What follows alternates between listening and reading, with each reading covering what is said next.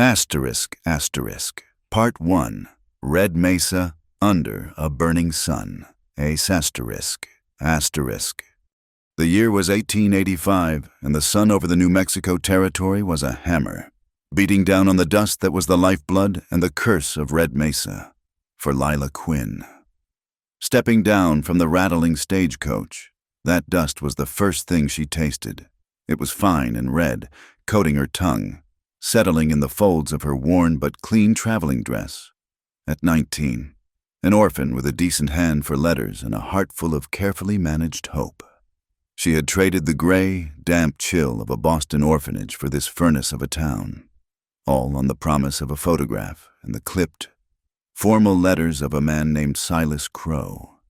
He was waiting for her, as promised, but he was not alone.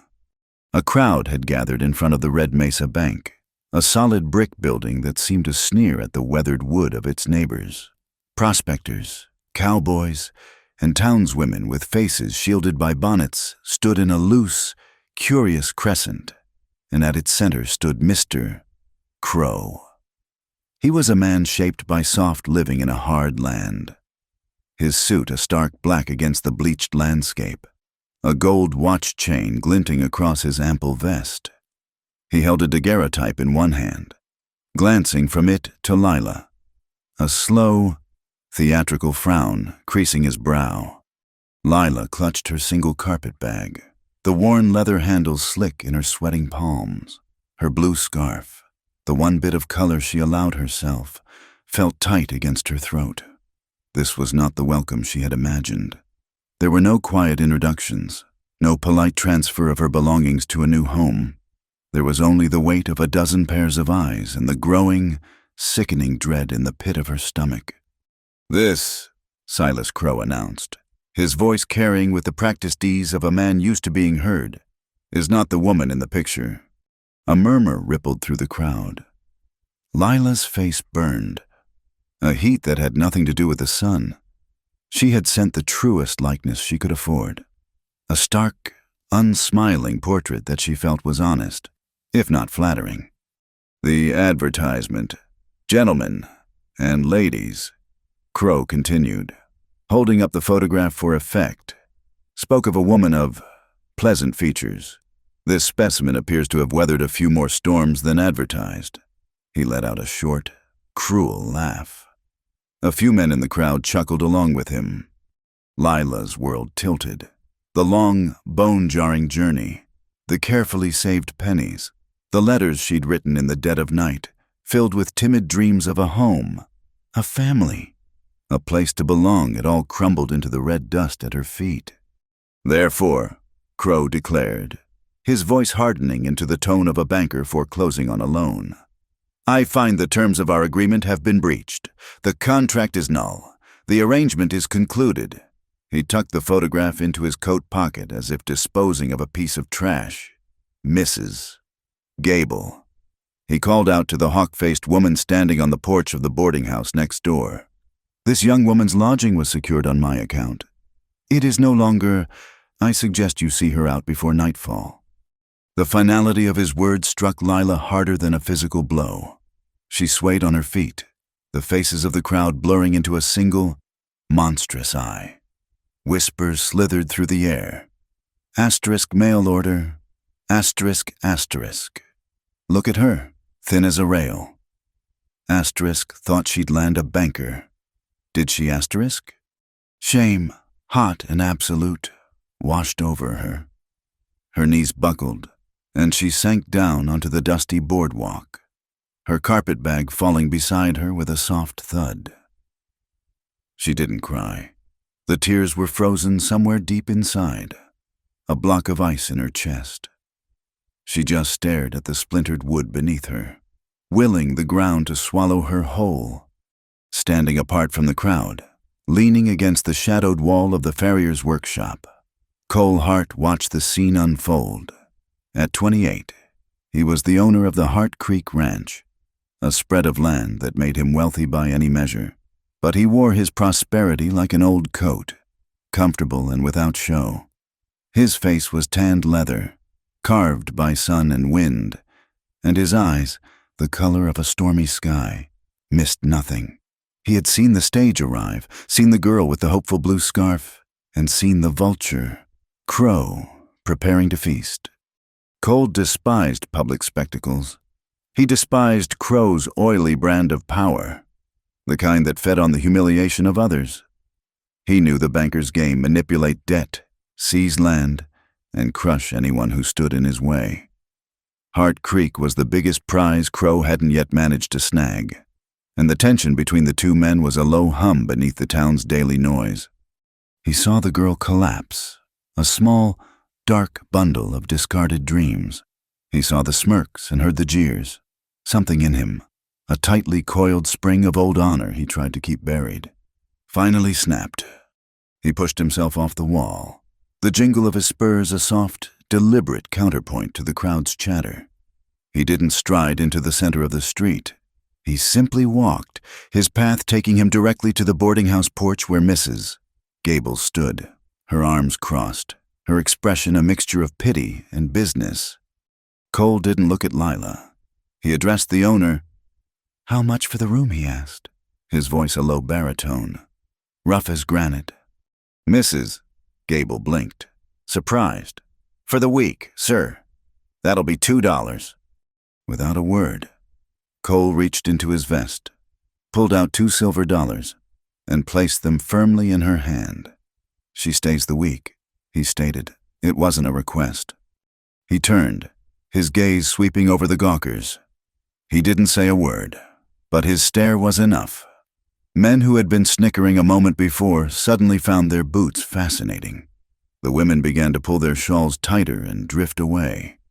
Cole Hart didn't speak much, but when he did, or when he looked at you a certain way, you listened.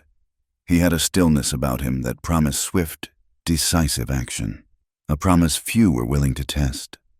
The crowd began to melt away, the show having reached an unsatisfying conclusion. Silas Crow, however, was not finished. Humiliating the girl was one thing. Being upstaged by Cole Hart was another. A malicious glint entered his eyes. Mott Crow barked. A hulking man with a face like a slab of raw meat detached himself from the bank's doorway. Harlan Mott was Crow's enforcer, a man who solved problems with his fists. "The young lady seems to have forgotten her belongings," Crow said with a slick smile. "Perhaps we should inspect them. Make sure she's not carrying anything untoward into our fine town." He nodded toward Lila's carpetbag. This was the final, vicious twist of the knife.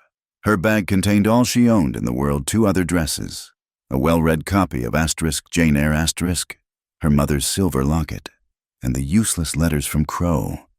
To have them spilled into the street for public mockery would be to strip her of the last shred of her dignity.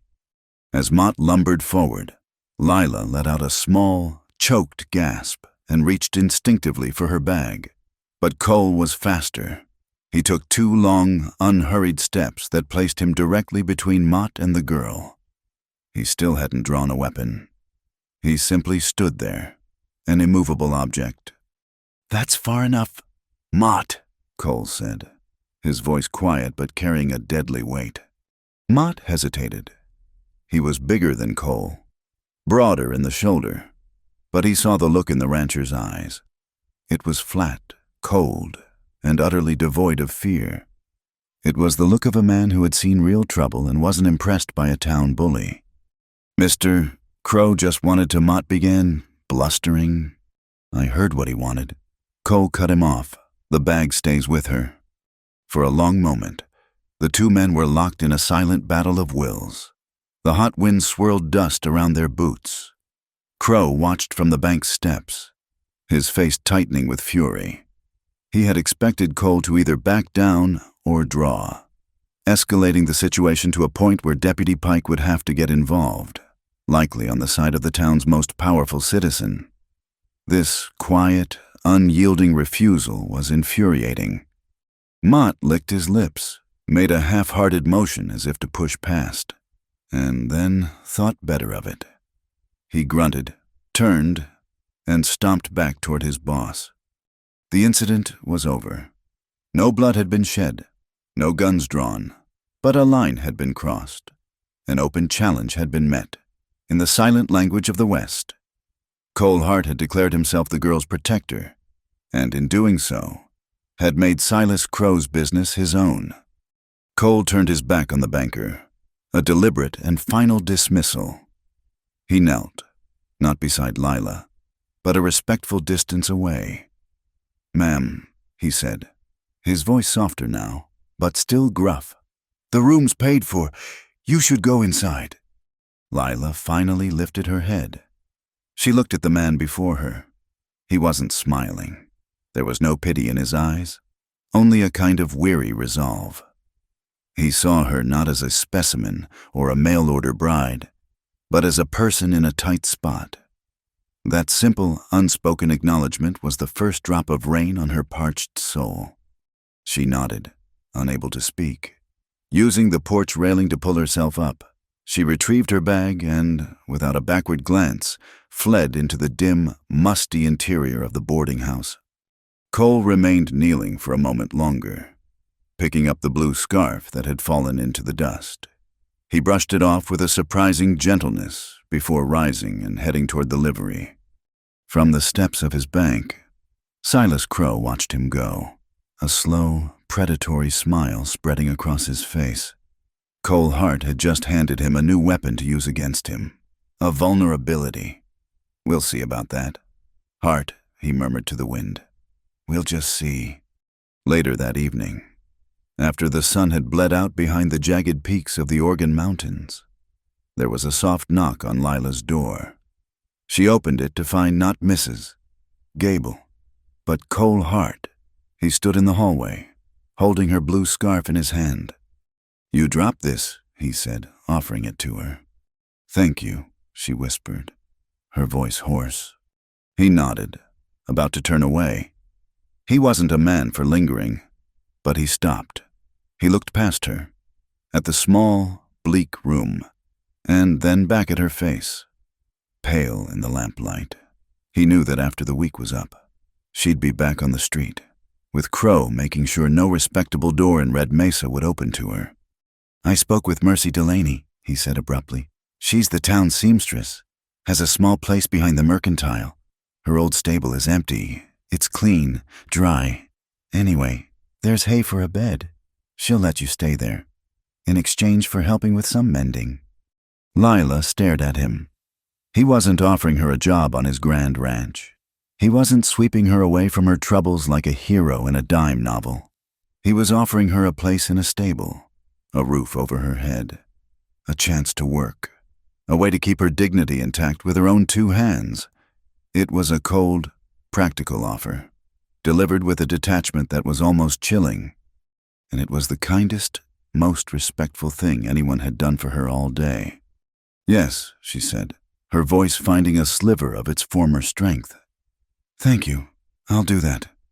He gave another short nod, turned, and walked away, his spurs jingling softly down the hall until they were gone.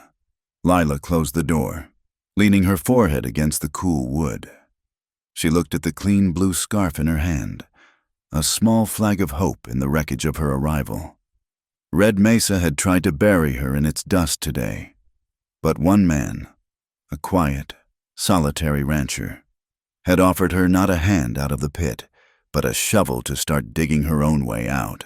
And for now, that was more than enough.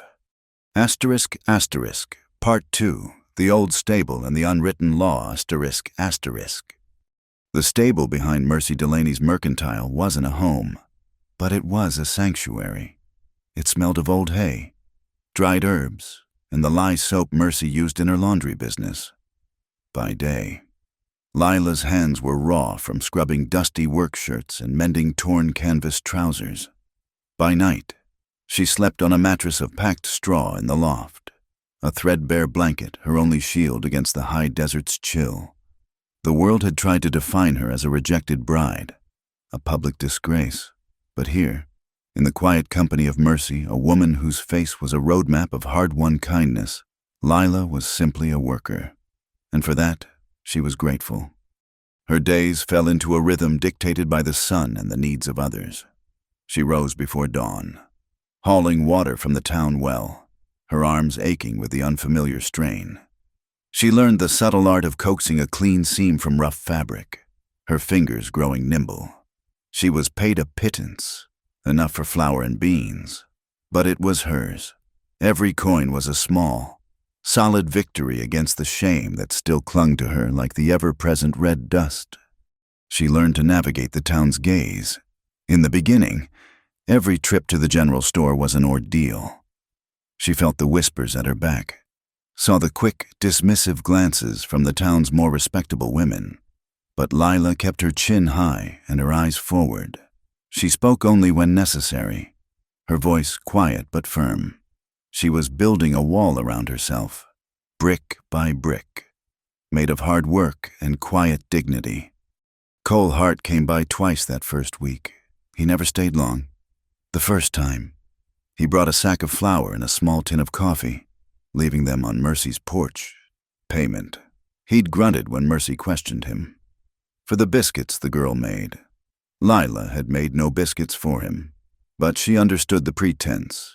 It was his way of helping without making it seem like charity, a transaction to soothe both his pride and hers. She used the flour to bake bread, and when he returned 3 days later, she handed him a warm, cloth-wrapped loaf. He took it with a curt nod, his eyes meeting hers for a fleeting second. In that glance, there was no pity, only a quiet acknowledgement. It was enough. But Red Mesa's rumor mill required little grain to begin grinding. The story changed with each telling. Hart wasn't just helping the cast-off bride. He was keeping her. He'd installed her with the old midwife, visiting after dark. The whispers grew louder, uglier. Lila heard them from Nell, the sharp-witted girl who served whiskey at the saloon. "They're saying you're his property now," Nell told her one afternoon, her voice laced with a weary cynicism that was older than her years. Crow's making sure that story has long legs. Lila's hand stilled over the shirt she was mending. "It's not true." "Truth's got nothing to do with it," Nell retorted. "Snapping a dried bean in half. In this town, a story is true if enough people tell it, especially if Silas Crow is the one paying the storyteller." The threat of Silas Crow was a constant, oppressive shadow. Lila saw him often, holding court on the bank's boardwalk. He was always flanked by his 2 dogs, the brute, Harlan Mott, whose knuckles were permanently scarred, and the shadow, Ephraim Gray.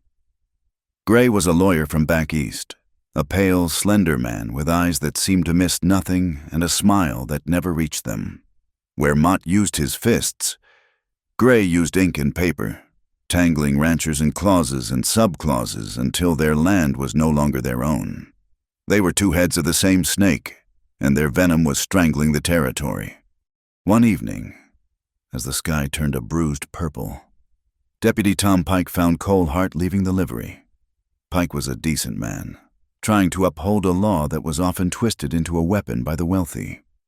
"Cole," he said, his voice low. "A word." Cole stopped, his hand resting on his horse's saddle. "Pike." "Been hearing things," the deputy said, not meeting his eye, "about the Quinn girl.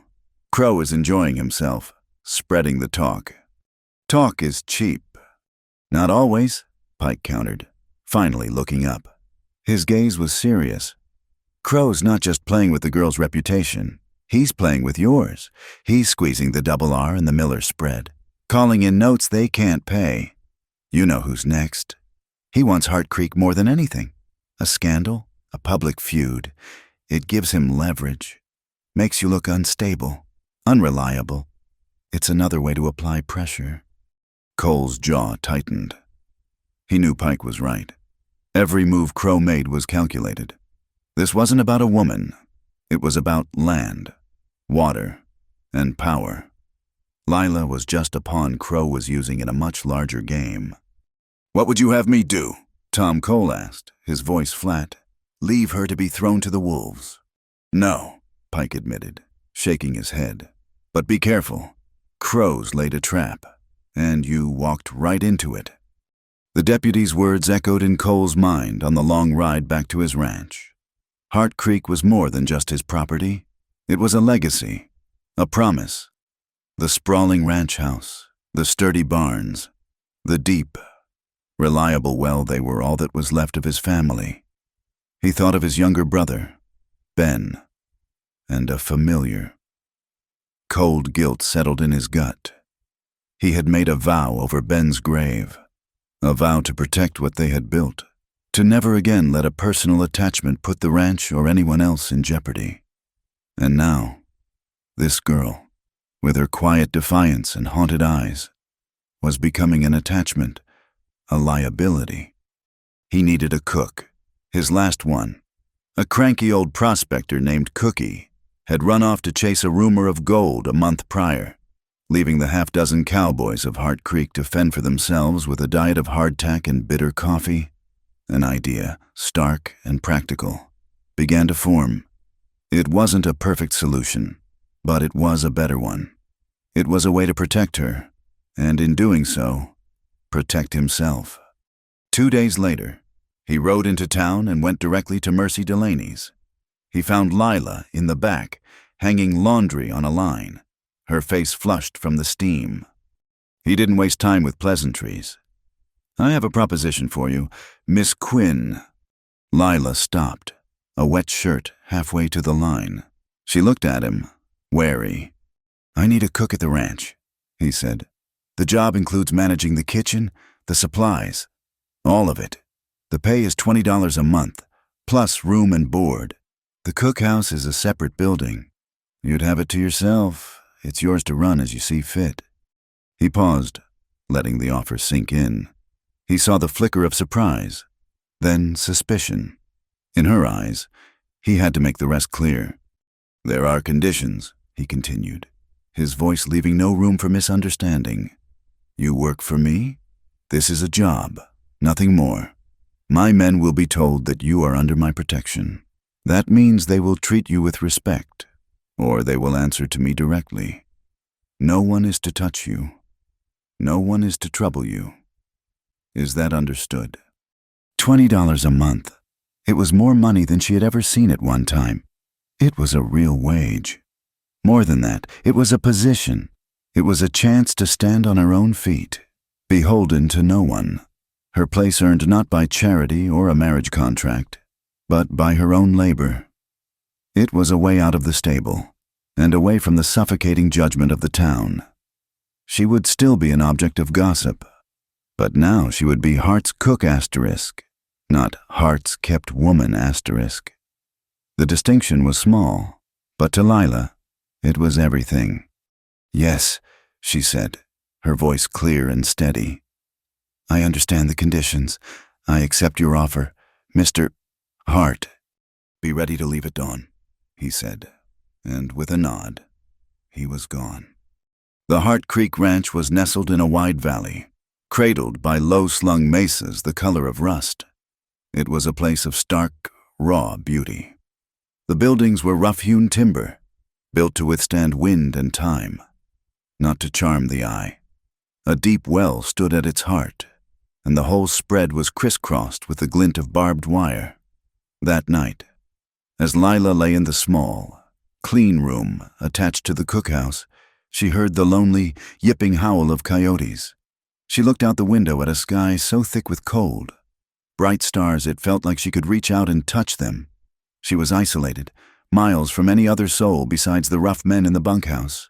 But for the first time since arriving in this territory, she did not feel alone. She felt employed. The next morning, she rose in the dark, the air sharp and cold. She walked into the main room of the cookhouse. It was large and functional, with a long trestle table, benches, and a massive, cast-iron stove that stood like a black altar in the center of the room. It was her domain. With methodical care, she laid the kindling, struck a match, and watched the first small flame flicker to life. As the fire caught, casting a warm, dancing glow across the dark room, a sense of purpose settled over her. This fire was hers. This kitchen was her responsibility. She was no longer just surviving. She was building. The cowboys were wary of her at first. They were a rough, boisterous bunch, accustomed to their own coarse company. But Lila met their testing stares and crude jokes with a cool, professional distance. She served their meals on time. The food was hot, simple, and plentiful. She kept the coffee pot full. She said little, but her message was clear. She was the cook. They were the hands, and the kitchen was her territory. Slowly, a grudging respect began to form. The fragile peace was shattered a week later. It was a young hand named Dusty who found it. He'd ridden out to check on a small herd grazing in the western pasture. He came galloping back to the ranch house, his face pale. "Cole, you better come see this." Cole and Lila, who had been going over supply lists at the long kitchen table, followed him out to the corral. Dusty had brought one of the heifers with him. There, on its flank, was the familiar Heart Creek brand, an H overlaying a C, but it had been altered. A hot piece of iron had been skillfully run across it, smearing the lines, subtly changing the C into a G. Below it, a new, smaller brand had been seared into the hide. It was the mark of the G-Bar Ranch, a failing outfit that everyone knew was deeply in debt to Silas Crow. Cole knelt, running his fingers over the wound. The edges were still raw, blackened with soot. It was the work of a running iron, a tool used by rustlers to illegally rebrand cattle. It was a quiet, insidious form of theft. Change the brand, drive the cattle to a new territory, and sell them as your own. "How many?" Cole asked, his voice dangerously soft. "Counted at least a dozen, maybe more. With the new mark," Dusty stammered, "they're mixed in with the rest. Whoever did it was quiet, and they knew what they were doing." Cole stood up, his face a mask of cold fury. He stared out toward the distant town, a muscle working in his jaw. There was no need for proof. He knew who was behind this. This wasn't a common rustler looking for a quick score. This was a message. It was Harlan Mott's handiwork, no doubt. But it was Silas Crow's command. It was a declaration of war. Fought not with guns in the street, but with hot iron in the dead of night.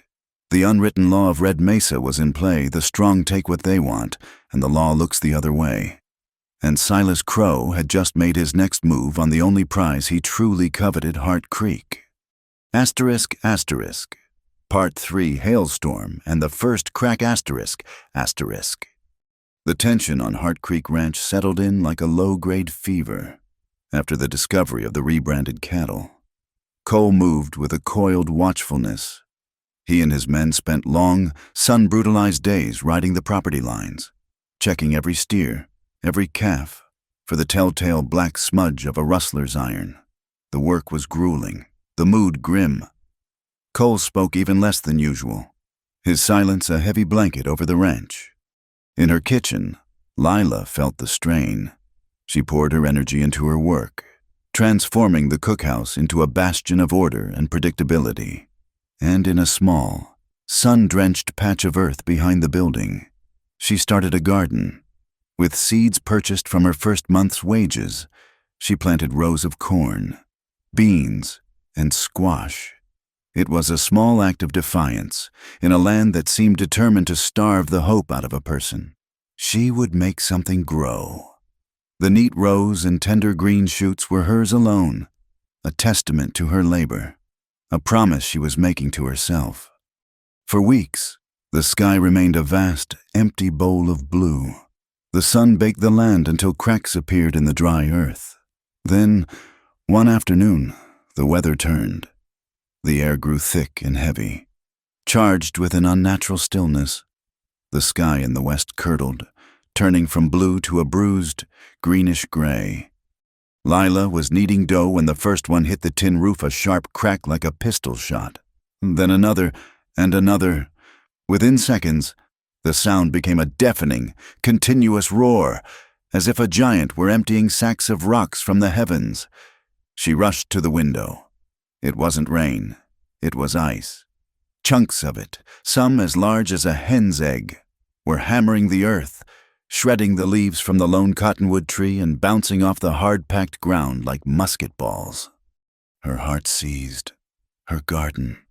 She could only watch in helpless horror as the hailstorm unleashed its fury.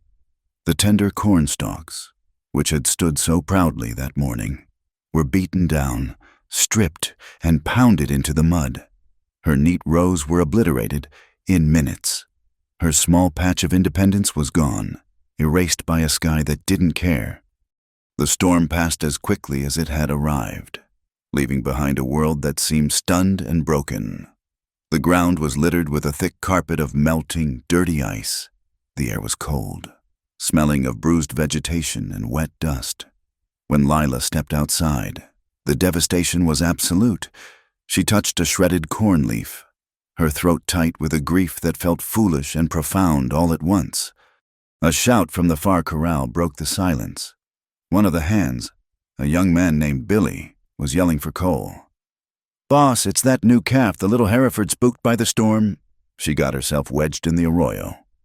Cole emerged from the barn, his face grim. He grabbed a heavy canvas tarp and a length of rope, his movements economical and swift. Lila, spurred by a sudden, fierce need to do something, to save something, followed him. "Stay back, Miss Quinn," he said without turning. "The ground is slick." "I can help," she insisted, her voice surprisingly firm. He glanced at her, at the stubborn set of her jaw, and seemed to decide it was easier to let her come than to argue. The arroyo was a deep, rock-strewn gash in the earth, now treacherous with mud and ice.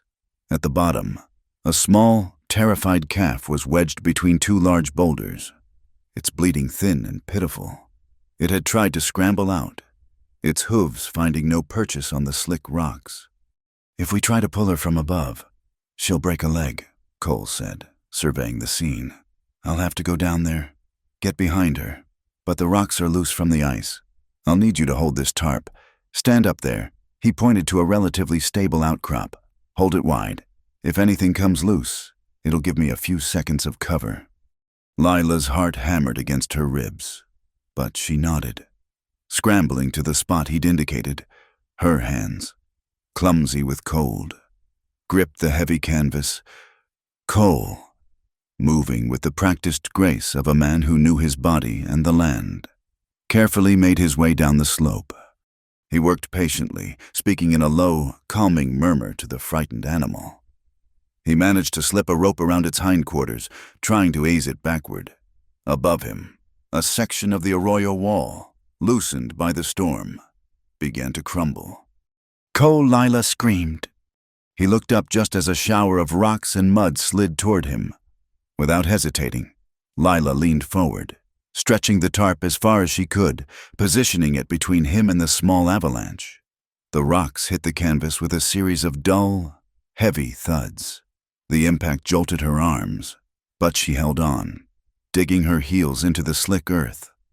The slide was over in seconds. Cole was shielded, the calf unharmed. He gave her a quick, sharp look, a look of pure, unadorned surprise before turning his attention back to the animal. With one final, expert heave, he freed the calf. It scrambled past him, found its footing, and bounded up the far side of the arroyo, shaking itself as if insulted by the whole ordeal. Cole climbed back up, his clothes smeared with mud. He stood before her, breathing a little heavily. The immediate danger was gone, replaced by an awkward silence. He looked at the ruined patch of corn, then at her face. "You have quick wits, Miss Quinn," he said, his voice rough. And then something unexpected happened. A slow smile spread across his face, a genuine, unguarded expression that transformed his hard features. It reached his stormy gray eyes, warming them, looking at the ridiculous sight of the calf now nonchalantly nibbling at a shredded bush. A bubble of laughter escaped Lila's lips. It was a sound of pure relief. Cole joined her, a low chuckle that was rusty from disuse. They stood there for a moment, on the scarred, ice-littered ground, sharing their first real laugh. The wall of formality that stood between them boss and cook, protector and protected, crumbled, just for a moment, into dust.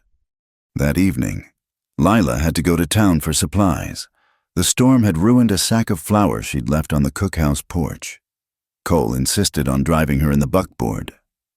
"The roads will be washed out," was his excuse, but Lila knew he didn't want her traveling alone.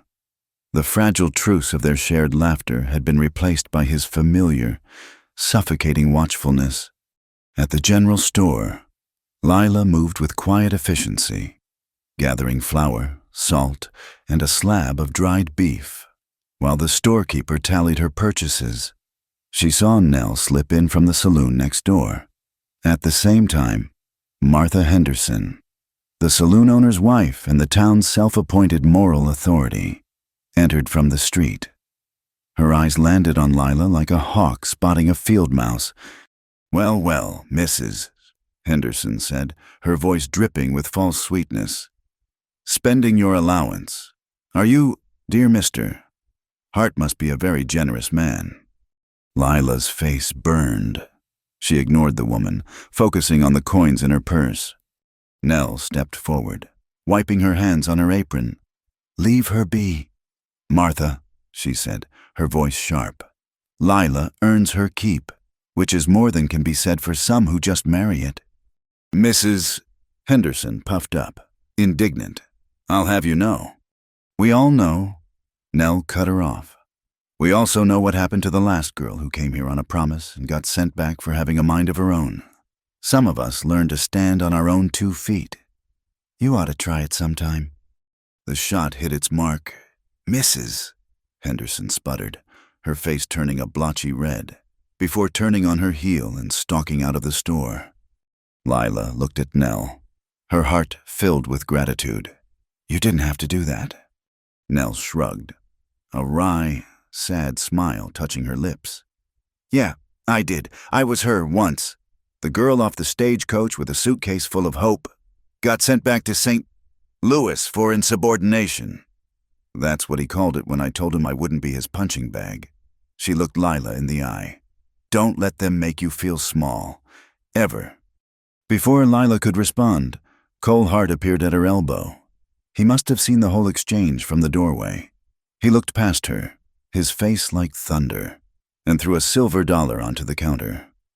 The coin rang out in the quiet store. "The lady's purchases," he said to the storekeeper, his voice flat and cold. "Go on the Hart Creek account." Lila froze. The gratitude she'd felt for Nell curdled into a hot, sickening shame. In front of everyone. In front of the woman who had just defended her independence. Cole had just paid for her. He had reinforced the very lies she fought against every single day. The ride back to the ranch was silent and tense. Lila sat ramrod straight on the buckboard seat, staring at the ash-gray sky. When they were a mile from the ranch house, she couldn't hold it in any longer. "You had no right," she said, her voice shaking with suppressed fury. Cole kept his eyes on the road. "I had every right. She was insulting you." "And you proved her right." Lila turned to him, her eyes flashing. "You made me look like exactly what she said I was. A kept woman, spending your money. I had my own wages in my purse. Mr. Hart, wages I earned." "This isn't about money," he countered, his voice tight. "It's about respect. I will not have my employees harassed in town. It's not your job to fight my battles. You didn't protect me. You humiliated me. You took away the one thing I have left, my self-respect. I am not your ward. I am your cook. I need you to treat me as such. And I need to know you're safe," he shot back, finally turning to look at her, his own raw vulnerability exposed. "I brought you out to that ranch. You are my responsibility. I won't stand by and let vultures like Crow and his gossiping hens pick you apart." His fear was so palpable, it was like a third person on the seat between them. It was a fear that went deeper than her reputation. It was a fear of letting someone he was responsible for get hurt. And in that moment, Lila understood that his protection was a cage, built not to imprison her, but to shield him from his own ghosts. They rode the rest of the way in a heavy, wounded silence. The gap between them was now a chasm, defined by his fear and her pride. That night, Deputy Pike rode out to Hart Creek, his horse blowing hard. He found Cole staring into the fire in the main house. "Cole," Pike said, getting straight to the point, "I found them. 12 head of your cattle, rebranded and all. Crow got sloppy. He had Mott hide them in the warehouse behind the old abandoned mission."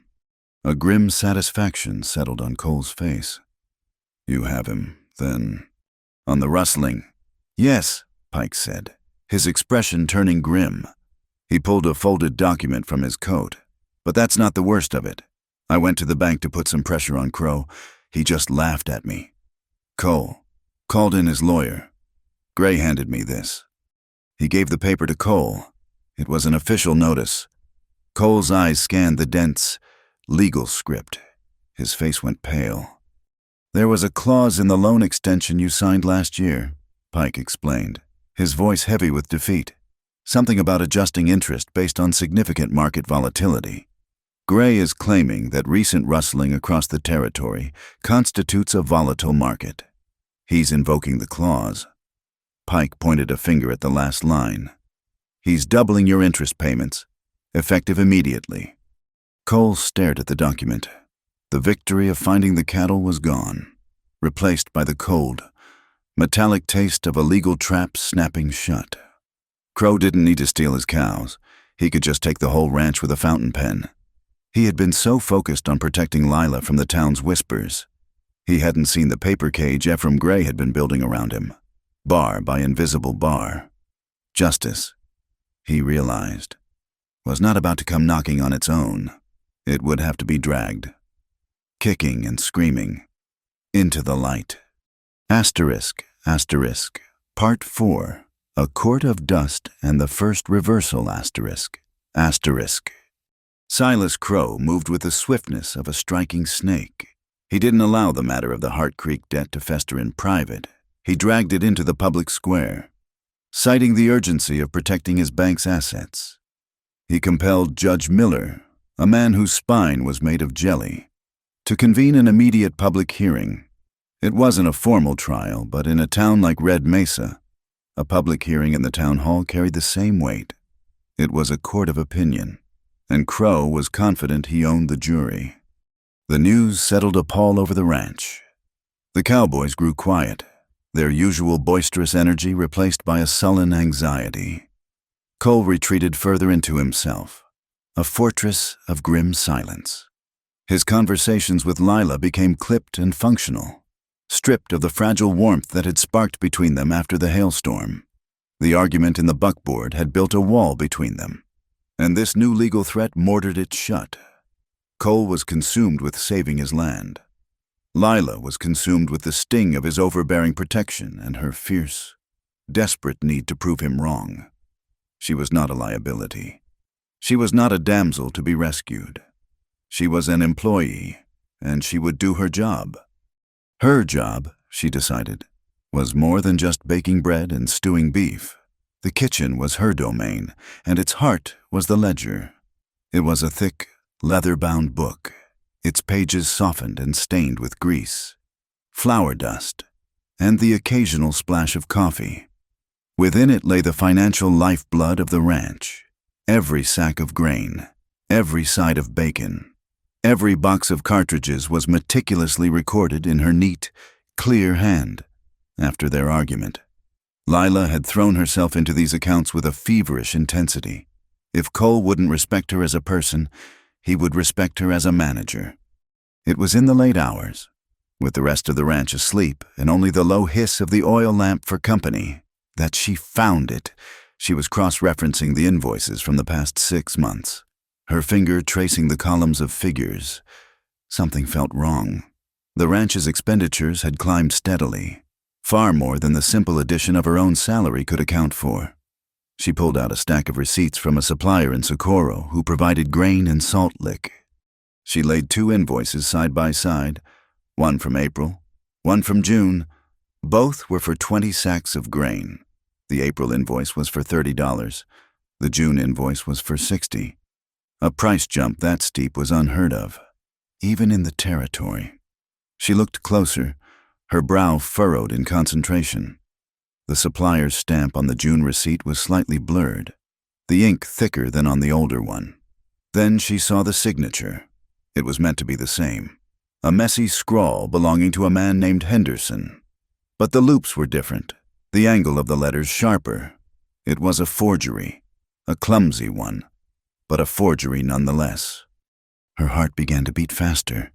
She pulled out more recent invoices. The same pattern emerged, inflated prices, the same blurry stamp, the same forged signature. She held one of the false documents close to the lamplight, and her breath caught. In the flourish of the H in Henderson's forged name, she recognized the precise, elegant hook of a letter she had seen before. It was the way Ephraim Gray signed his name at the bottom of the bank notice. He had gotten careless. In his arrogance, the lawyer had personally doctored the invoices, creating a false paper trail to justify his claim of market volatility and bleed the ranch dry from within. Lila knew this discovery was dynamite, but she also knew the word of a disgraced mail-order bride against a lawyer would be worth less than nothing. She needed more. She needed a human connection to the crime. The next day, she rode into town on the supply wagon. Her first stop was not the mercantile, but the saloon. She found Nell polishing glasses behind the bar, her expression one of perpetual boredom. Lila slid onto a stool. "Nell, I need your help," she said, her voice low and urgent. Nell raised an eyebrow. "If you're looking for a drink stronger than coffee, you've come to the right place. If you're looking for trouble, it'll find you soon enough." "I'm looking for the truth," Lila said. "Have you seen Ephraim Gray or Harlan Mott meeting with anyone? Anyone they shouldn't be?" Nell paused her polishing, her eyes narrowing in thought. "Lawyers and thugs are my best customers. They meet with everyone." She thought for a moment. Then her eyes lit with a flicker of memory. "Wait, a few nights ago, late, Mott was in here with little Tim Peters from the clerk's office. Poured half a bottle of whiskey down his throat. Peters ain't a drinking man. He was sweating like a pig in summer, and Mott had his arm around him like they were long-lost brothers. Never seen them together before. Tim Peters, the town clerk, the man who officially recorded and filed all legal documents, including loan agreements. If Gray had altered the original contract, Peters would have had to look the other way. A bottle of whiskey and a heavy hand on the shoulder from Harlan Mott would be a powerful persuader. "Would you be willing to say that?" Nell Lila asked. "At the hearing." Nell's face hardened. "Testify against Crow's men, girl. That's a good way to end up floating in the Rio Grande." "They're trying to steal Cole's ranch," Lila pressed. "The same way they squeeze everyone else. The same way a man once tried to squeeze the life out of you. You told me to stand on my own 2 feet. Sometimes you can't do that alone." The words hit home. Nell looked at her hands, then back at Lila's determined face.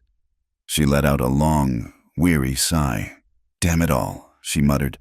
"All right, but if Mott comes for me, I'm telling him it was your idea." As Lila left the saloon, she nearly bumped into a man standing on the boardwalk. He was a stranger, dressed in a surprisingly well-kept traveling suit that seemed out of place in the dusty town. He was of medium height, with a neat mustache and calm, intelligent eyes that seemed to take in everything at once. "Pardon me, ma'am," he said, tipping his hat. His voice was polite, with an eastern edge. He was watching the entrance to the bank, a look of quiet assessment on his face. He seemed like an island of calm in the town's tense ocean. Lila nodded an acknowledgement and hurried on her way, but the image of the observant stranger stayed with her. The day of the hearing, the town hall was packed. The air was thick with the smell of unwashed bodies, cheap tobacco, and nervous sweat. The long wooden benches were filled with ranchers in their Sunday best and townsfolk eager for a spectacle. At the front of the room, Silas Crow and Ephraim Gray sat at a table, looking smug and confident. At the opposite table sat Cole Hart. He looked as if he were carved from the mesas themselves, unmoving, unyielding, his face a stony mask. Judge Miller, sweating profusely. called the room to order. Ephraim Gray rose, a sheaf of papers in his hand. He spoke in a smooth, confident voice, weaving a web of legal terms and financial figures. He presented the doctored invoices as evidence of the ranch's spiraling costs, painting Cole as a negligent owner on the brink of ruin. "It is with a heavy heart," Gray concluded, his voice dripping with false regret, "that the Bank of Red Mesa must take action to protect its investment and, indeed, the financial stability of our community." Cole didn't move. He didn't speak. He just stared at Gray with a look of pure, undiluted contempt. "Does the defendant have anything to say?" Judge Miller asked, already preparing to bang his gavel. Before Cole could answer, Lila stood up. A hush fell over the room. All eyes turned to her. "Your Honor," she said, her voice trembling slightly but carrying to every corner of the hall. "My name is Lila Quinn. I am the manager of the kitchen and accounts at the Hart Creek Ranch. I ask for permission to present my ledger." Crow shot Gray a furious look. The judge sputtered. "This is highly irregular. Young woman." "The truth is often irregular, sir," Lila replied, her courage growing, but the numbers are not. Something in her voice, a quiet, unshakable conviction, made the judge hesitate. With a reluctant wave of his hand, he allowed it. Lila walked to the front, placing her greasy, worn ledger on the table. She didn't deliver a passionate speech. She didn't make accusations. She simply read the facts. "This is an invoice from the Socorro Grain Company, dated April 16th, for $30, she said, holding it up. "And this is an invoice from the same company, dated June 3rd, for $60. I wrote to Mr. Henderson in Socorro.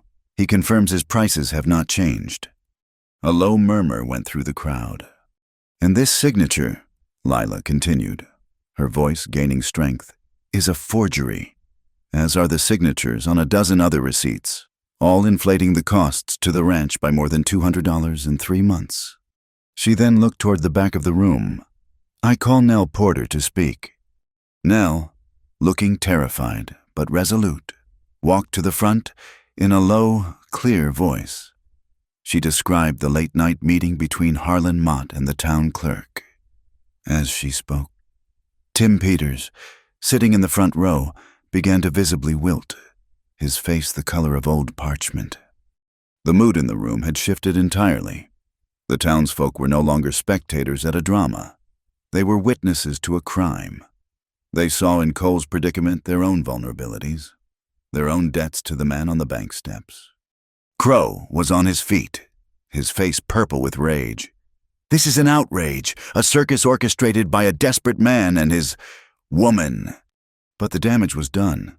Judge Miller, seeing the angry, suspicious faces staring back at him, knew he could not simply roll over for Crow. Not this time. He banged his gavel with a loud crack. "In light of this new information," he announced, avoiding Crow's murderous glare, "this hearing is postponed. These are serious allegations that require a full investigation." A wave of relief washed over Lila so powerful it almost buckled her knees. She had done it. She had stood up, and she had been heard. As the crowd began to file out, buzzing with the day's events, the well-dressed stranger approached her. "That was a brave thing you did, Miss Quinn," he said, his voice calm and appraising. "My name is Jack Avery." "Thank you, Mr. Avery," Lila said, still feeling shaky. "I'm in town on some old business," he said, his tone casual. "I couldn't help but notice the scar on Mr. Hart's wrist as he was sitting there, a faint line on the inside of his left wrist." Lila frowned, picturing it. A thin, silvery white line she had seen 100 times when he reached for a coffee cup. She'd never given it a thought. "Looks like an old burn," Avery continued, his eyes fixed on her face, perhaps from a rope, pulled fast, or maybe a steel cable. The word hung in the air between them. Asterisk cable. Asterisk. "I'm investigating a mail train robbery that happened up on the San Mateo Pass 3 years back," Avery said conversationally, though his eyes were sharp as a hawk's. "Nasty business. The robbers used a steel winch cable to pull one of the cars right off the tracks. A man was killed. He tipped his hat. A pleasure to make your acquaintance. Miss Quinn. He turned and walked away. Melting into the crowd, Lila stood frozen, the noise of the hall fading to a distant roar in her ears. A cable, a scar, a robbery, a man killed. She looked across the room at Cole, who was now standing by the window, staring out at the dusty street. The man who had silently paid for her room, who had offered her a job, who had laughed with her in the rain. A cold, terrifying doubt, sharp as a shard of ice, pierced the warm glow of her victory. She shoved it down. Fiercely, instinctively, she chose, in that moment, to believe in the man she knew. But the seed had been planted, and she knew, with a sickening certainty, that it had landed on fertile ground. Asterisk, asterisk. Part 5. Don't Stop Loving Me. The victory at the town hall was a brittle thing, easily shattered. In the days that followed, a new and more corrosive silence settled between Lila and Cole. Though she had won him a reprieve, she had also exposed the depth of the rotten red mesa, and in doing so, had tied herself ever more tightly to his fate. The shadow of Jack Avery's words loomed over her every waking thought. Asterisk. A steel cable. A man was killed. She found herself watching Cole's hands as he drank his coffee, her eyes tracing the thin, white line on his wrist until she had to look away, a knot of shame and suspicion tightening in her stomach. She had defended him in public, but in the private court of her own heart, she was now plagued by a terrible, unspoken question. Cole felt the change in her. He saw the way her gaze would flicker and fall away. He had seen her stand before the whole town and fight for him with a courage that humbled him, and he had rewarded her by retreating behind his walls, leaving her alone with the consequences. He wanted to explain, to bridge the chasm that had opened between them, but the words were locked behind a door rusted shut by years of guilt. He didn't know how to tell her that her bravery had terrified him, because it made her precious, and everything precious in his life was eventually destroyed. The drought that had plagued the territory for months had baked the land to a cracked, red pottery. The air grew thin and static, and the sun was a white-hot coin in a hazy, pale sky. On the third afternoon after the hearing, the wind began to rise. It wasn't a cooling breeze, but a hot, malevolent breath that came from the south, carrying the scent of distant, parched earth. It moaned around the corners of the cookhouse and rattled the windows in their frames. By late afternoon, the horizon had vanished, swallowed by a roiling brown wall that was advancing on the ranch. "Dust storm," one of the cowboys bellowed from the corral. "A bad one. Tie down anything that ain't nailed." The world outside the windows dissolved into a churning chaos. The sun was blotted out, and a strange, oppressive twilight fell over the land. The roar of the wind was a physical force, a constant, deafening pressure that made the timbers of the cookhouse groan. Lila's first thought was of the animals. Through the gritty haze, she could see the stable doors, nearly 100 yards away, straining against their latches. The horses, terrified by the sound and the sudden darkness, would be kicking at the stalls. If a door gave way, they would bolt into the blind fury of the storm and be lost. Without a second thought, driven by the same instinct that had made her mend and plant and organize, she grabbed a heavy shawl, wrapped it around her head and face, and burst out of the cookhouse door. "Lila!" No. Cole's voice was a faint rip in the fabric of the storm's roar. He was running from the main house, but she was already halfway to the stable, leaning into a wind that felt solid enough to walk on. The air was a thick, suffocating soup of sand and grit. It stung her eyes, coated her tongue, and filled her lungs with every ragged breath. She reached the stable, her hands fumbling for the crossbeam used to bar the main doors. She managed to slam it into place just as a gust of wind tore at the wood with the force of a battering ram. She did the same for the smaller side door, her heart pounding with a mixture of terror and adrenaline. When she turned to go back, She was blind. The cookhouse, the main house, the very ground beneath her feet, it had all disappeared. She was adrift in a roaring, red-brown sea. There was no up, no down, no direction. Panic, cold and sharp, pierced through her resolve. She took a step, then another, her arms outstretched, finding only the whipping, sand-filled wind. She was lost. The simple 100-yard walk had become an impossible journey. Inside the main house, Cole had watched her disappear into the maelstrom, a raw, primal fear. The one he kept locked away, the one that tasted of blood and failure. Clawed its way up his throat. Asterisk, not again. He would not lose someone else to his own inaction.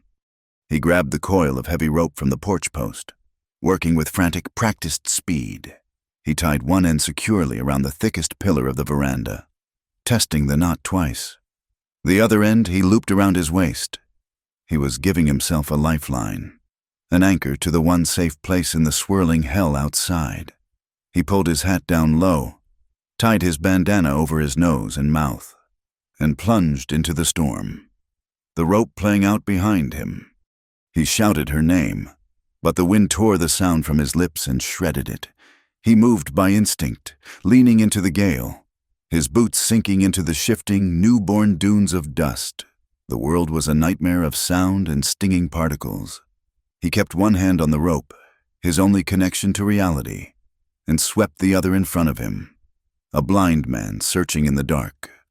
For a terrifying minute that stretched into an eternity, he found nothing. The fear became a cold certainty. He was too late. The storm had taken her. Then, his outstretched hand brushed against something soft, fabric. He lunged, his fingers closing around her arm. She was on her knees, disoriented, choking on the dust. He hauled her to her feet, pulling her tight against his body, shielding her face with his own. He didn't speak. He couldn't. He just turned, his grip on her arm like a vice, and began the slow, agonizing process of pulling them back, hand over hand, along the rope that was their only salvation. They stumbled through the cookhouse door and collapsed onto the floor, the heavy wooden plank slamming shut behind them, muffling the storm's howl to a wounded moan. For a long moment, they could do nothing but gasp for air in the relative stillness of the room, their chests heaving, their bodies trembling. The floor was already covered in a fine red powder. It seeped through every crack in the walls, every seam in the window frames. The room was filled with a hazy, reddish light. Lila pushed herself up, pulling the grit-filled shawl from her head. Her hair was matted with a thick paste of dust and sweat. Her face was streaked, and her eyes were wide with the lingering terror of being lost, of being erased. She looked at Cole, and the question that had been haunting her, the doubt planted by Avery, rose up with the force of the storm itself. All her fears of being abandoned, of being deceived, of being a fool for a second time crested in one overwhelming wave. Tears cut clean paths through the grime on her cheeks. Her voice was a raw, broken thing, a sob torn from the very depths of her soul. "Don't stop loving me." It wasn't a request. It was a plea for her life, a plea against the evidence, against the whispers, against the scar on his wrist. It was an admission that, despite everything, he was the anchor she was clinging to in a world that had tried to sweep her away. Cole stared at her, the sound of her words striking him with more force than the wind outside. He saw her not as a cook, not as a liability, but as the one person who had looked into the abyss of his life and had not run, the one person who had fought for him. And he was about to lose her to the same ghosts that had taken everything else. The dam of his own guilt, built over years of silence, finally broke. He reached for her, pulling her into his arms, his hands sinking into her dust-caked hair. His voice was a harsh, ragged oath, sworn against the howling of the wind. "Darlin," he rasped, his lips close to her ear, the word a brand. "I'll love you till death." They clung to each other, Two survivors on a tiny island in a sea of chaos. It was not a kiss of passion, but an embrace of desperation and deliverance. Her weeping the pure, unfiltered release of a spirit that had been holding its breath for a lifetime was a baptism in the dusty room. He held her, simply held her, letting the storm inside him finally meet the storm outside. When her sobs subsided into shuddering breaths, he led her to a bench by the cold stove. The wind still battered the small building, a constant reminder of the world trying to tear them apart. "The scar," he said, his voice low and heavy, the words tasting like rust. "Avery asked you about the scar?" She didn't have to answer. He saw it in her eyes. "It was 3 years ago," he began, staring at the floorboards as if the memory were etched there. "My brother, Ben, he was younger than me, head full of dreams. We were moving a herd south, near the San Mateo Pass. It was a big sail. Everything we had was tied up in it." He paused, swallowing hard. "We heard shots from the direction of the railway line. Ben wanted to ride over, see what was happening. I told him no. I thought it was a trick. Rustlers trying to lure us away from the herd. I told him the cattle came first.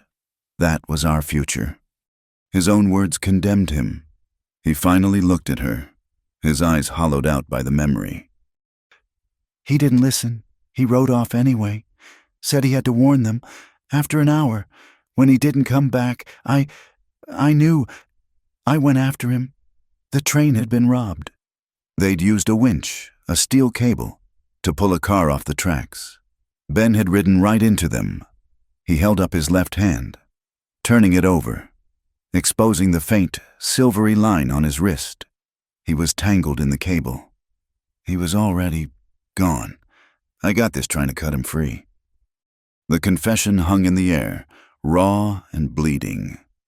This was the source of his silence, the root of his fear. It wasn't just a brother's death. It was a choice he had made. In his mind, he had chosen his ranch over his brother's life, and he had been punishing himself for it ever since. Lila reached out, her fingers trembling, and gently touched the scar.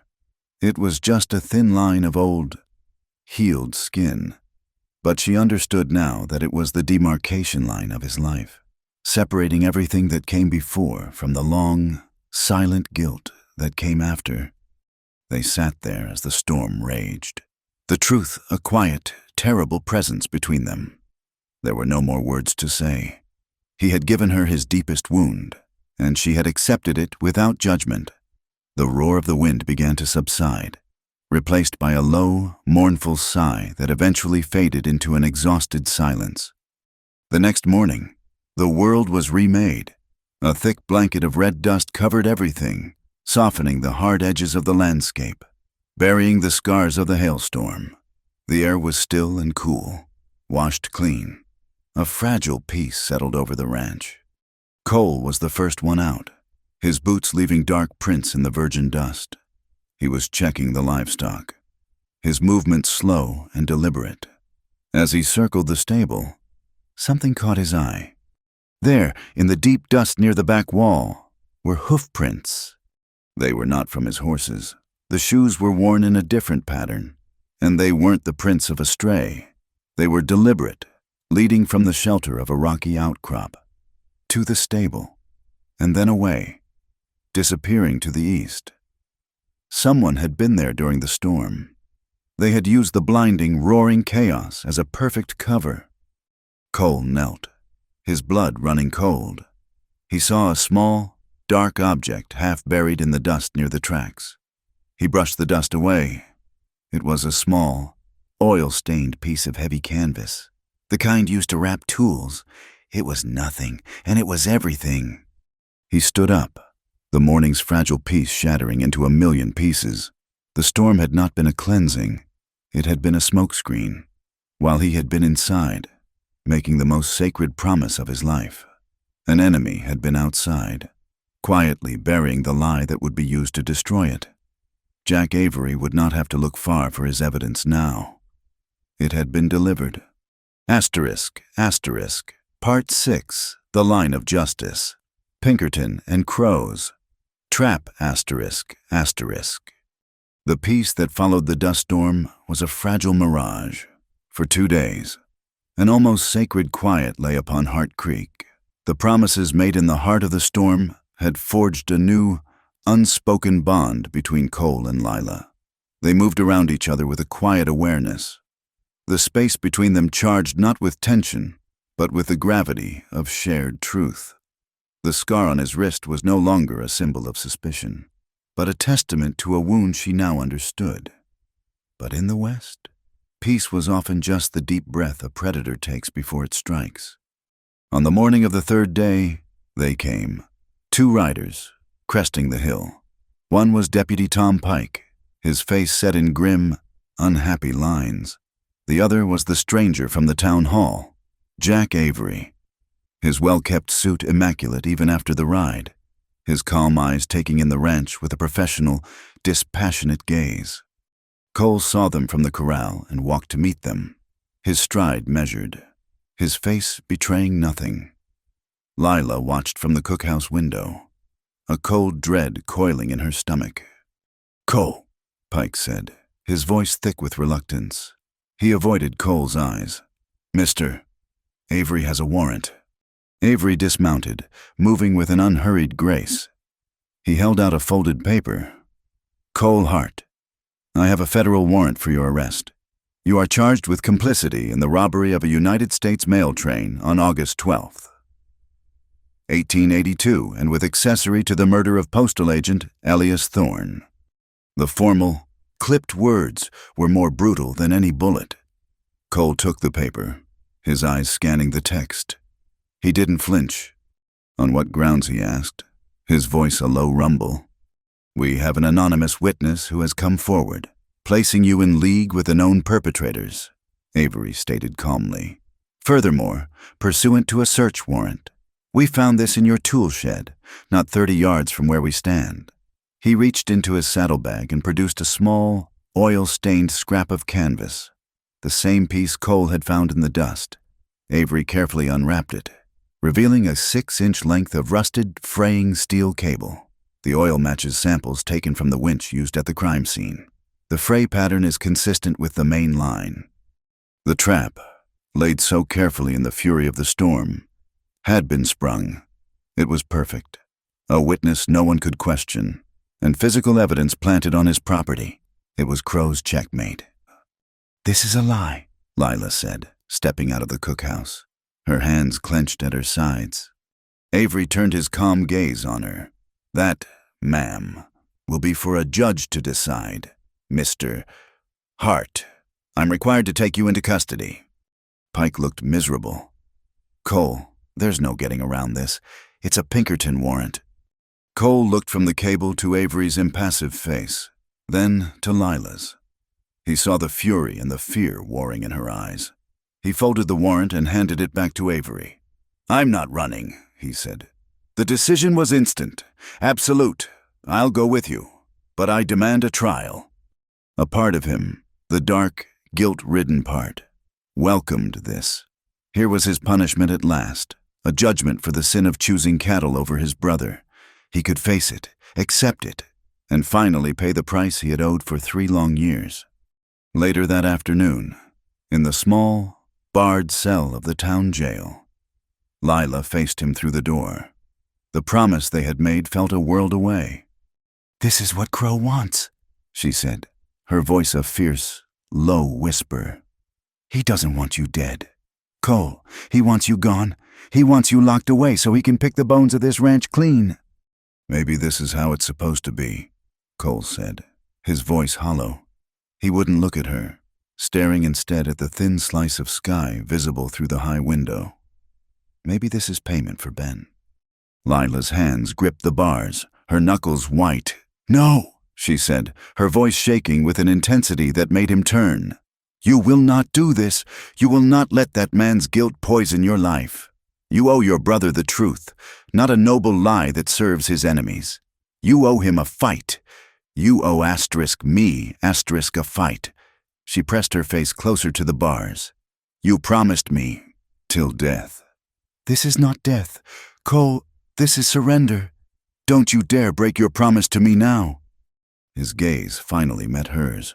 He saw the unwavering belief in her eyes, a belief he didn't have in himself. It was a lifeline thrown into the darkness of his cell. He reached through the bars, his hand covering hers. "All right, Lila," he whispered, the words a surrender of a different kind, a surrender to hope. "All right, Lila." Nell and Deputy Pike formed a desperate, unlikely council of war in the back room of Mercy Delaney's shop that night. The air was thick with the scent of chamomile and the low hiss of an oil lamp. "An anonymous witness is worthless without evidence," Pike said, pacing the small room. "But with that planted cable, Avery has to take it seriously. He's a company man. He follows the evidence, wherever it leads. Then we have to find better evidence." Lila insisted. "Cole told me about the cattle drive. He said they were near the San Mateo Pass the night of the robbery. There has to be a record. Something—" "A cattle drive 3 years ago," Pike sighed, running a hand through his thinning hair. "There's no bill of sale. The deal fell through after Ben died." "What about the mail?" Nell asked suddenly, looking up from sharpening a stray sewing needle on a whetstone. If they were on a long drive, they would have had to pick up supplies, letters, something. Pike stopped pacing. "The outpost. There's a small postal substation near the north end of the pass. A man named Abernathy runs it. Cranky old goat." "We have to go," Lila said, a spark of hope igniting. The journey to the San Mateo Pass was 2 days of hard riding. Lila, with Pike as her escort, pushed her horse relentlessly. The landscape grew wilder, the trail climbing into a windswept world of rock and stunted pine. The pass itself was a lonely, desolate place where the wind howled a constant, mournful song. The postal substation was little more than a fortified shack, reeking of rust, saddle soap, and the bitter glue of postage stamps. Abernathy was exactly as Pike had described, a sour, bearded man who looked at them with deep suspicion. "Records from 3 years ago," he grumbled, wiping his hands on a greasy rag. "You expect me to remember every cowpoke who comes through here?" "His name was Cole Hart," Lila said, her voice steady. "He was with his younger brother, Ben. They were driving a large herd south. It would have been around the 12th of August. Abernathy grunted, unconvinced. He shuffled over to a large, dusty ledger on a high desk. He licked his thumb and began to turn the brittle, yellowed pages, his lips moving as he scanned the entries. Lila held her breath. "Hart," he muttered. "Hart. Here it is." He stabbed a grimy finger at a line on the page. "August 12th. 1 package held for pickup. Cole Hart." He squinted at the entry. Signed for it himself. Paid for a new branding iron to be shipped. 2.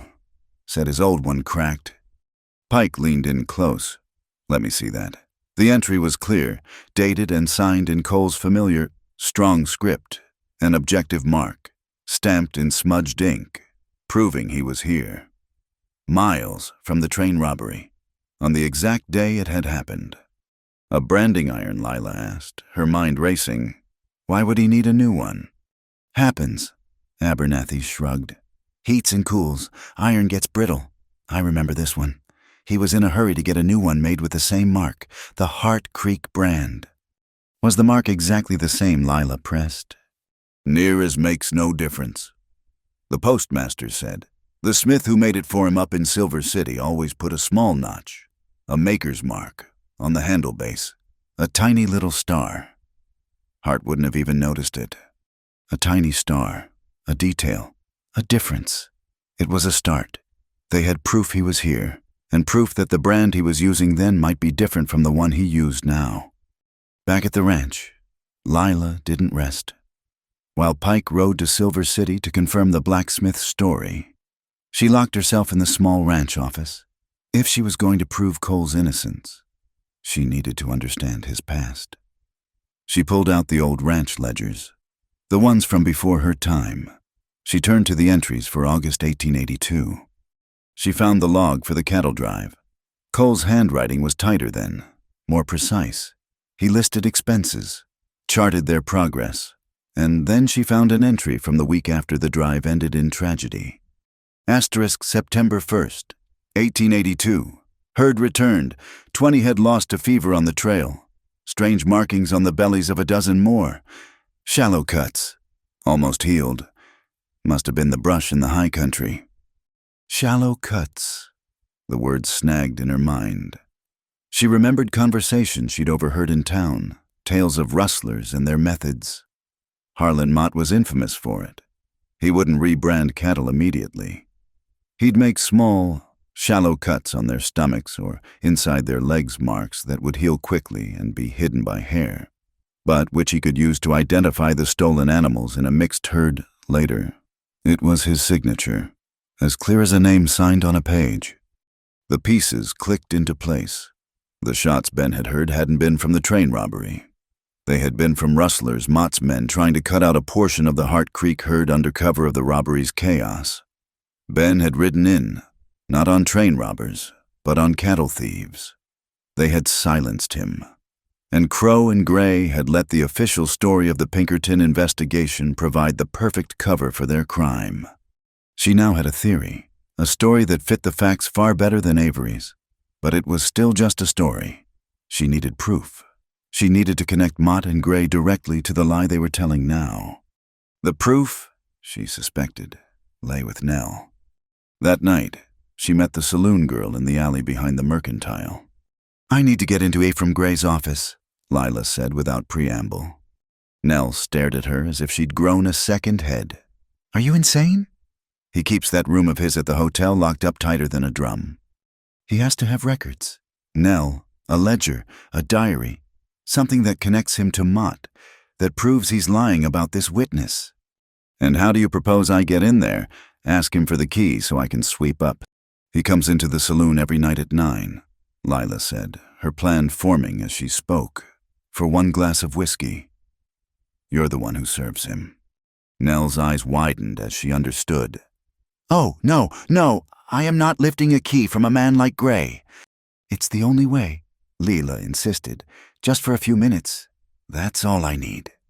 The next night, the air in the saloon was thick with smoke and tension.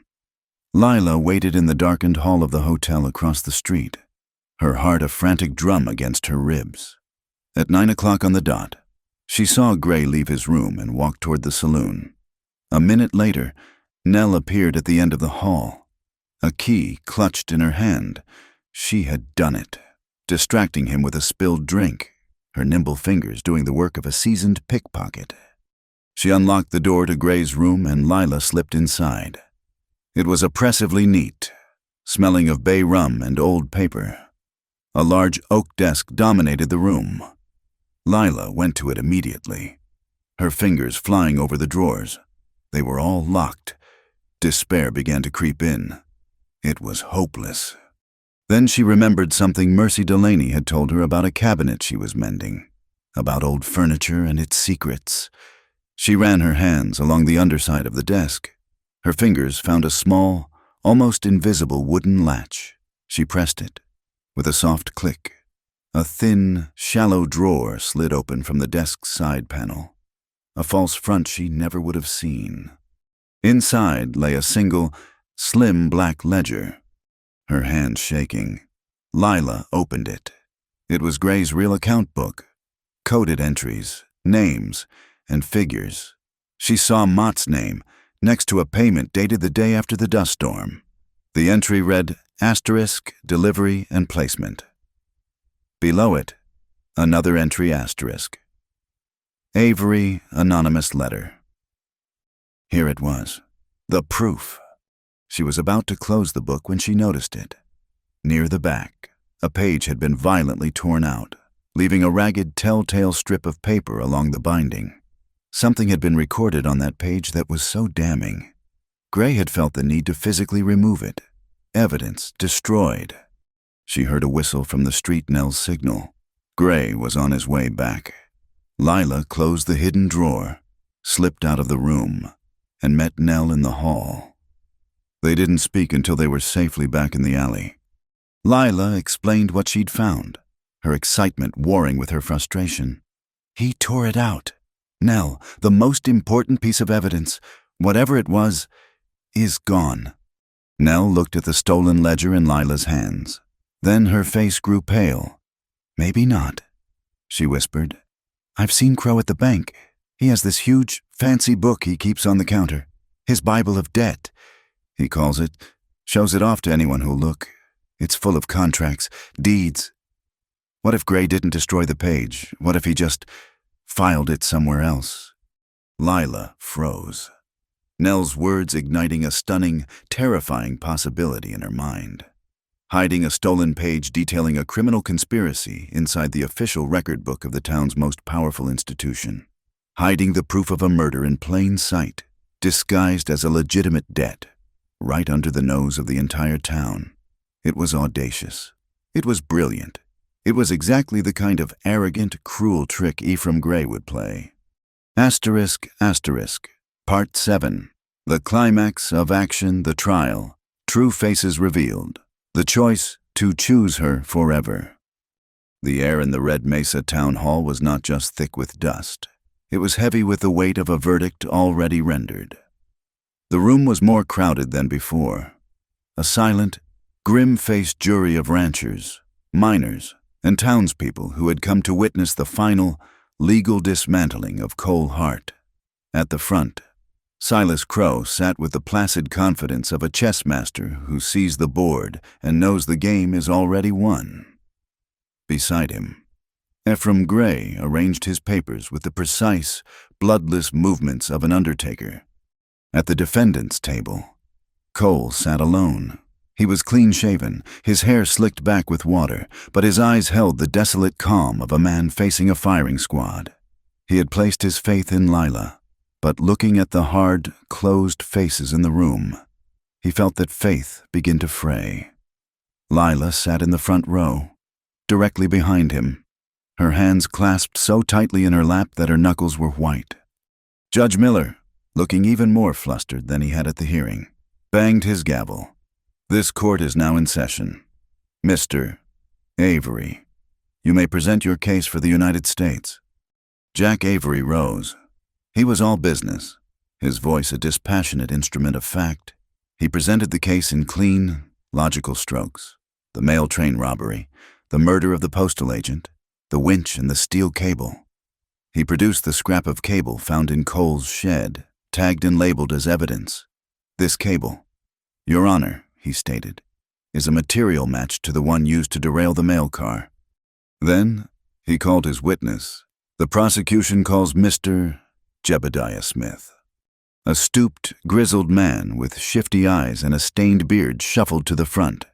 He swore an oath, his hand trembling slightly. Mr. Smith, Avery began, could you please tell the court what you saw on the night of August 12th, 1882? The man squinted, as if trying to recall a distant memory. I was prospecting. Up in the hills overlooking the pass, I saw men with the train. Heard the crash. Later, I saw one of them ride off. He passed close to my camp. I saw his face clear in the moonlight. And do you see that man in this room today? Avery asked. The drifter raised a trembling finger and pointed directly at Cole Hart. That's him? I'd not forget that face. A gasp rippled through the courtroom. It was a lie, a bald and vicious one, but it was sworn testimony. Cole didn't react, his face remaining an unreadable mask. Lila felt a cold sickness spread through her. It was happening, just as Crow had planned. Gray, for his part, did not even bother to cross-examine. He simply smiled. The defense rests on the evidence presented, he said smoothly. Mr. Hart, the judge said, his voice heavy with finality. Do you have anything to say in your own defense? Cole looked at the faces staring back at him, faces of men he'd ridden with, faces of people whose land was slowly being devoured by the man sitting 10 feet away. He opened his mouth to speak, to accept his fate, but another voice cut through the silence. Your Honor, I do. Lila Quinn was on her feet. She stood straight and tall, her voice not loud, but carrying a resonance of pure, unshakable conviction. The defense is not ready to rest. With the court's permission, I would like to adjoin the evidence presented. Avery raised an eyebrow, intrigued. Crow shot Lila a look of pure venom. Judge Miller, caught off guard, stammered, "Miss Quinn, this is a federal trial, not a town hearing. You have no standing." "I have the truth, Your Honor," Lila said, her gaze unwavering. "And I believe in a court of law that gives me all the standing I need." The silence in the room was absolute. The sheer force of her will held them all captive. The judge, looking at the expectant faces of the townspeople, knew he had no choice. To deny her now would be seen as a direct act of collusion with the bank. He sighed. A man defeated by a force he didn't understand. "Proceed, Miss Quinn, but be brief." Lila walked to the front, not with her greasy kitchen ledger this time, but with a small, neat stack of papers. She faced the room. "Mr. Smith has testified that he saw Mr. Hart at the San Mateo Pass on the night of August 12th, she began, her voice clear. "But Mr. Hart was indeed at the pass, not as a robber, but as a cattleman. I have here a receipt from the San Mateo Postal Substation, signed and dated August 12th, 1882 by Postmaster Abernathy, acknowledging that Cole Hart was there in person to collect a parcel." She handed the document to Judge Miller, whose eyes widened as he read it. "Furthermore," Lila continued, her confidence growing, "Mr. Hart was not in a position to steal cattle that night because he was in the process of being robbed himself. The gunshots Mr. Hart's brother heard were not from the train robbery. They were from rustlers, using the train as a diversion to cut out a portion of the Hart Creek herd." She turned her gaze on Harlan Mott, who was leaning against the back wall, a smirk on his face. "There is a certain technique some rustlers use, small, shallow cuts on the belly or inner leg, marks that heal quickly but serve to identify the stolen stock later. I have found an entry in the Hart Creek Ranch ledger from September of 1882, noting that a dozen of the returning cattle had just such marks." Mott's smirk faltered. "And finally, the matter of the branding," Lila said, her voice ringing with authority. "I present a sworn affidavit from a blacksmith in Silver City, confirming that he forged a new branding iron for Mr. Hart on August 15th, 1882, to replace an old one that had cracked on the trail. This new iron, the one the ranch has used for the past 3 years, bears the blacksmith's unique maker's mark, a tiny star on the handle base." She paused, letting the weight of her words settle. "The Hart Creek brand has been altered on a dozen stolen cattle. Deputy Pike has those hides. I ask that they be brought forward and compared with a hide from an animal branded with the *gold iron. You will find that the brands do not match perfectly. The brand on the stolen cattle was altered from the *new Hart Creek brand, the one made * after the robbery took place. It would have been impossible for Cole Hart to have been involved, because the brand the rustlers altered did not exist on the night of the crime." At a nod from the judge, Deputy Pike came forward, carrying 2 stiff pieces of cattle hide. He laid them on the table. The difference was subtle, a slight change in the curve of the sea, but it was undeniable. The evidence was a perfect, interlocking chain of logic. Avery stepped forward, examining the hides, the receipt, the affidavit. He looked up, his professional calm broken by a flicker of grudging admiration. He looked at Mott, then at Crow. He was a man who followed evidence, and the evidence had just made a 90-degree turn. Harlan Mott, however, was not a man of logic. He was a creature of brute force and ego. To have his work, his signature method, exposed and dismantled in public by a woman was more than he could bear. "That's a lie," he roared, his face turning a dark, mottled red. "No one tells me how to run my business." "Your business is theft, Mr. Mott," Lila said calmly. "It's good work, is what it is," Mott bellowed, taking a step forward, his fists clenched. "And I do the work Crow pays me for. He never said nothing about no train. He just said get the cows and take care of anyone who gets in the way. That's the night work I do." The admission torn from him by pure rage, sucked the air from the room. Crow's face went white. Gray looked as if he was about to be sick. And then chaos erupted. Mott, realizing what he had said, let out a wordless roar and lunged. Not at Lila, but toward the door. Men shouted, women screamed, and people scrambled to get out of the way. An old man tripped and fell directly in Mott's path. Cole Hart moved. He didn't draw the pistol at his hip. He didn't shout a challenge. In that split second of violence, he made a choice. He threw himself forward, not at Mott, but in front of the fallen man, shielding him with his own body. He rose and tackled Mott around the waist, a clean, powerful move that sent them both crashing into a wooden bench. The bench splintered under their weight. Mott flailed, his powerful fists connecting with Cole's ribs. But Cole held on, absorbing the punishment, wrestling the bigger man's arms behind his back. He was not fighting to kill. He was fighting to contain, to protect. Jack Avery was already there, his own pistol drawn. "Federal agents, stand down," he yelled. He and Pike hauled the struggling Mott to his feet, snapping manacles onto his wrists. The brawl was over as quickly as it had begun. The doors to the town hall had been thrown open in the panic, and now the wind swept in, carrying a fine red dust that swirled in the shafts of light, a silent witness to the proceedings. Judge Miller, his face pale but his voice firm for the first time, banged his gavel repeatedly. "Order, order in this court." When silence finally fell, he looked at Cole, then at the sputtering, furious Silas Crow. "This court finds Mr. Cole Hart innocent of all charges," he declared, his voice ringing with newfound authority.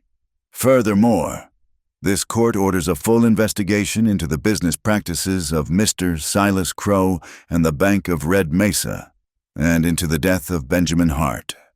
The gavel fell one last time. The sound was not just a legal pronouncement. It was a new heartbeat for a town that had just found its soul. As the townsfolk began to buzz, their fear replaced by a rising tide of anger directed at the bank. Cole Hart pushed himself to his feet. He ignored the congratulations, the slaps on the back. He had eyes for only one person. He walked to Lila, who stood trembling in the middle of the room. The dust settling around her, he stopped in front of her. The entire town went quiet, watching. He gently took her hands, his thumb brushing away a smudge of dust from her cheek.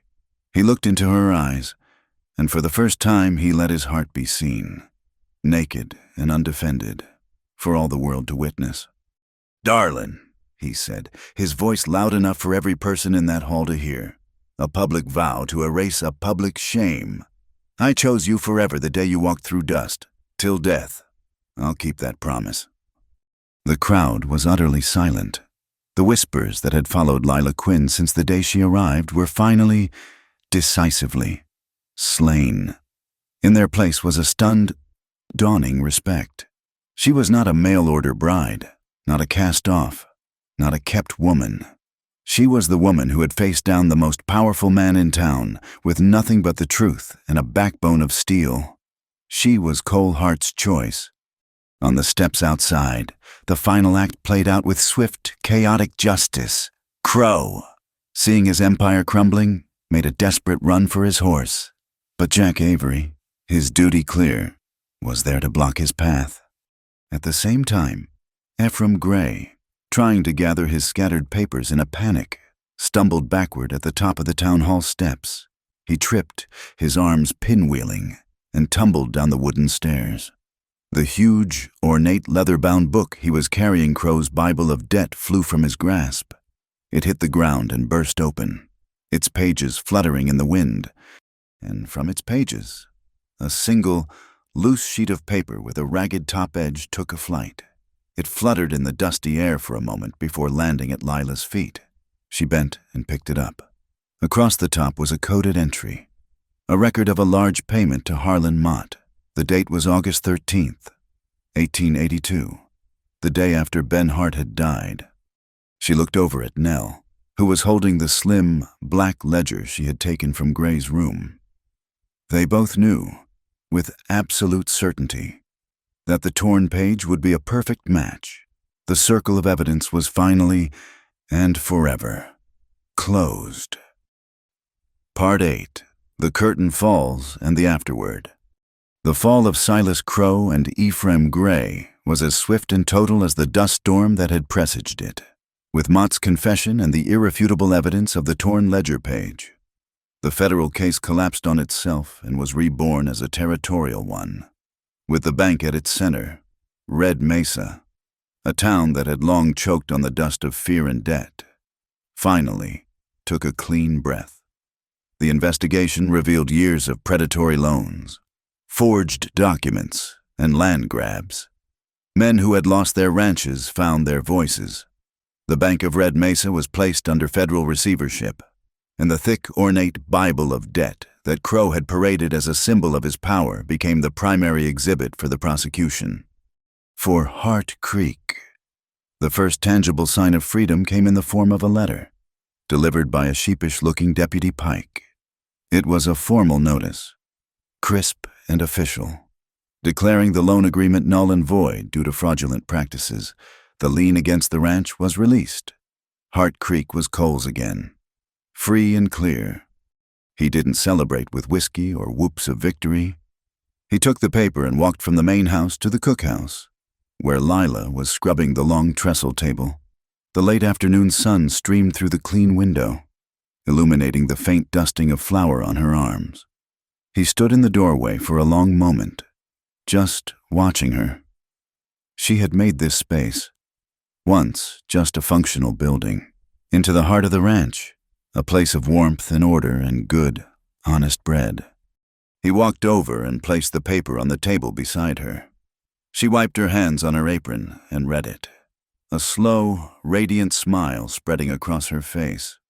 "It's over," she whispered, her voice filled with a quiet, profound relief. "It's a new beginning," Cole corrected her, his voice low and serious. He took the damp scrubbing cloth from her hand and set it aside, then took both of her hands in his. They were chapped and strong, the hands of a woman who worked. "Lila," he said, the name still feeling new and momentous on his tongue. "There's no need for a fancy contract from a catalog, but I'd like to make one of our own. I'm asking you to marry me." He didn't kneel, he didn't offer a ring. He just stood before her, his gaze steady and open, offering her the truth of himself. No big church ceremony, no crowd, just a simple vow. We could do it like the way we've lived, simple, but whole. Tears welled in Lila's eyes, but these were not the tears of a broken girl in the dust. They were tears of a woman who had found her home. "Yes," she said, her voice clear and sure. "Yes, Cole, I will." They were married 3 days later, as the sun began to set, casting long, golden shadows across the valley. The ceremony was held not in the bleak town hall, but in Mercy Delaney's back garden, under a rough-hewn wooden arbor laced with climbing desert roses. Mercy stood as Lila's witness, her weathered face beaming. Deputy Pike, looking awkward but proud in a clean shirt, stood as Cole's. The ranch hands were there, their hats clutched respectfully in their hands, their faces scrubbed clean. Nell was there, too. She had closed the saloon for an hour, an unprecedented event. After the traveling preacher had pronounced them man and wife, she raised a small glass of lemonade to Lila and Cole. She said, her usual cynical edge softened by a genuine warmth. "I guess life in this territory is bound to throw dust on you. The important thing is knowing when to wash your hands so you can hold on to someone else's." Jack Avery was preparing to leave town the next morning, his job in Red Mesa finished. He found Cole loading supplies into his wagon. "It seems justice found the right address after all." "Hart," Avery said, offering his hand. Cole shook it. "Thanks to my wife," he said, the word tasting of pride. "She's the one who followed the evidence." "That she did," Avery agreed, a respectful smile touching his lips. "She'd have made a fine Pinkerton." He tipped his hat. "If you ever find yourself in need of justice again, you know who to write." He swung up onto his horse, then paused, looking back at the rancher. "You got a good one. You hold on to her." "Till death," Cole said, his voice quiet but absolute. As if on cue, the sky, which had been a brassy, cloudless bowl for months, began to change. That night, the first rains of the summer season came. It started as a gentle patter on the roof, a soft, percussive rhythm that was the sweetest music Lila had ever heard. They stood on the porch of the main house, side by side, and watched as the rain fell, washing the thick red dust from the shingles, turning the parched earth a dark, rich brown, and filling the air with the clean, life-giving scent of creosote and wet soil. It was a baptism, a cleansing of the land, and of their lives. In the months that followed, Red Mesa began to heal. With Crow's power broken, a new sense of fairness took root. Nell, true to her word, saved her money and bought the small eatery next to the mercantile, determined to serve hot meals instead of bad whiskey. Mercy Delaney took on a young apprentice, teaching her the art of the needle, her quiet kindness a new standard in the town. Life on Hart Creek settled into a new, richer rhythm. The promise Cole had made in the town hall was not a grand, final declaration, but the beginning of a daily practice. He started spending his evenings at the long cookhouse table, not just to be near his wife, but because Lila had started a new enterprise. Using a large, new oven Cole had bought for her, she had started a small bakery. Twice a week, cowboys and homesteaders from neighboring ranches would ride over to buy her fresh bread, sweet rolls, and dried apple pies. The kitchen hearth, once just a source of sustenance for the ranch hands, had become the moral and commercial heart of the valley. Lila Quinn, the rejected bride, was now a business owner, a respected pillar of her new community. Cole, in turn, began his own project. He'd noticed that several of his younger ranch hands couldn't read or write, signing their pay receipts with a simple "sum." One evening, he spread out a primer and a handful of charcoal sticks on the table. "Tonight," he announced gruffly, "class is in session. A man who can't sign his own name is only half free." He began to teach them their letters. His guilt over his brother's lost future transformed into a quiet determination to give the young men in his charge a better one. One afternoon, as Lila was hanging laundry on the line, she paused to pin her old blue scarf to the fence post. It fluttered in the breeze, a small, bright flag of defiant hope against the vast western sky. It was no longer a symbol of a lonely girl's dream, but the banner of a home, hard-won and deeply cherished. She looked at the ranch house, at the smoke curling from the kitchen chimney, at the man in the corral patiently showing a young cowboy how to shape the letter B. She had come to this place seeking a contract and had found a covenant. That evening, the mail rider brought a letter. It wasn't a bill or a notice from a supplier. The handwriting was unfamiliar, a neat, slightly hesitant script on cheap paper. She opened it. "Dear Mrs. Hart," the letter began. "My name is Sarah, and I have just arrived in Red Mesa. I came on a similar arrangement to the one you once had. I will not trouble you with the details, but they are not so different from what I have heard of your story. When I stepped off the stagecoach today and saw the faces of the men waiting, my courage failed me. I was ready to turn and beg the driver to take me back. But then the hotel owner, a kind woman named Nell, told me about you. She told me what you did. Your story gave me the courage to step off that stagecoach, to hold my head high, and to face what comes next. Thank you." Lila held the letter to her chest, her heart swelling. The circle was complete. The hope she had so carefully guarded in her own heart had not just saved her, it had become a beacon. She went to the small desk in the corner of the living room, took out a clean sheet of paper, and dipped her pen in the inkwell. She looked out the window at the land, no longer a place of exile, but a place of promise. She thought of the dust, the wind, the fear, and the love that had been forged in it. "Dear Sarah," she wrote, a smile touching her lips. Welcome to the West. Let me tell you about courage. Thank you for listening to our story. We'd love to know where you're listening from, so please drop a comment below to say hello and share your thoughts. If you enjoyed this tale, please subscribe to our channel, Wild West Night. Give this video a like, and consider hitting the hype button to help this story be heard by more people. Your support means the world to us.